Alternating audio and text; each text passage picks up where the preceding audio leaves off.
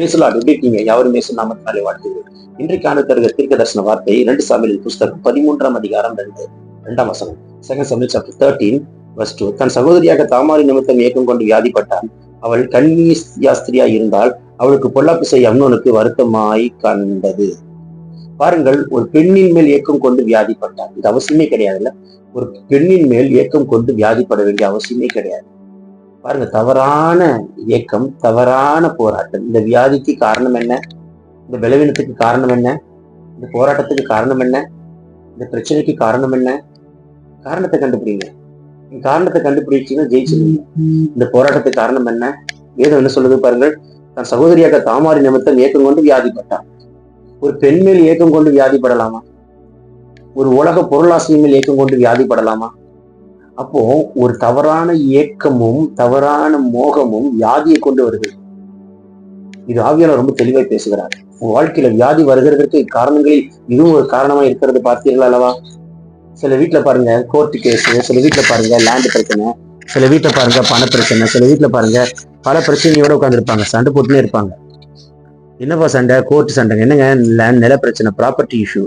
இதனால ஏக்கம் கொண்டு மோகம் கொண்டு சண்டை போட்டு வியாதியே வந்திருக்கும். தயவுசெய்து சொல்லுகிறேன், பணத்துக்கும் பொருளுக்கும் இடத்துக்கும் நீ சண்டை போட்டு உடம்புல வியாதி வர்ற அளவுக்கா நீ ஏக்கம் கொண்டாய்? உடம்புல வியாதி வர அளவுக்கா நீ அந்த பெண்ணின் மோகம் கொண்டாய்? இப்படி ஒரு மோகம் ஏக்கம் உனக்கு தேவையா?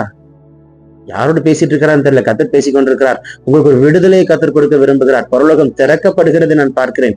இயேசுவின் நாமத்துல சித்தமில்லாத ஏக்கங்கள், சித்தமில்லாத மோகங்கள், சித்தமில்லாத காரியங்களிலே சிந்தை சிதறவிட்டு, கண்கள் சிதறவிட்டு, மனதை சிதறவிட்டு, வாழ்க்கையை சிதறவிட்டு, சத்துரு சிதறடிக்கிற கிரிகளை முறிப்பாராக. தேவ சித்தத்துக்கு நேராய் ஓடலையே, தேவ திட்டத்துக்கு நேராய் ஓடலையே, தேவனை வைத்த பாதைக்கு நேராய் ஓடலையே, சத்துரு திசை திருப்பி கொண்டிருக்கிறானே.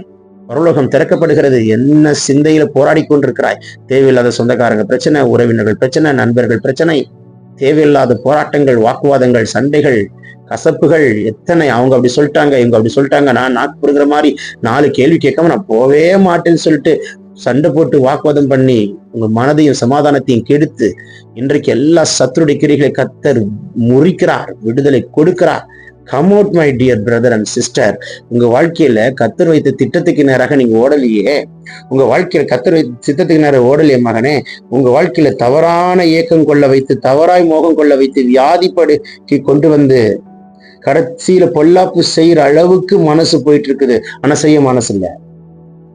எந்த அளவுக்கு அம்னோனை சத்துரு கெடுத்தான் பாருங்கள். மனதை கெடுத்த சத்துரு, அம்னோனின் சிந்தையும் எண்ணங்களையும் கெடுத்த சத்துரு இன்றைக்கு உங்கள் மனதையும் சிந்தையும் எண்ணங்களையும் கெடுத்து, சமாதானத்தை கெடுத்து போராடி கொண்டிருக்கிற எல்லா போராட்டத்துக்கு கத்தர் விடுதலை கொடுக்கிறார்.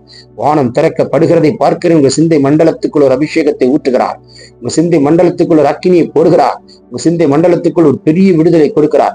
Take this prophetic word. பிறந்தநாள் திருநாள் காண்களை தொட்டு ஆசீர்வதிக்கிறார். இயேசுவின் நாமத்தில் இப்பொழுது வியாதிகள் நீங்கட்டும். பேசிக் கொண்டிருக்கும் போது எல்லா பலவீனத்தின் கட்டுகளை தைத்தெறிகிறார். Receive it in Jesus' name. Amen, amen, amen. God bless you. Have a blessed day.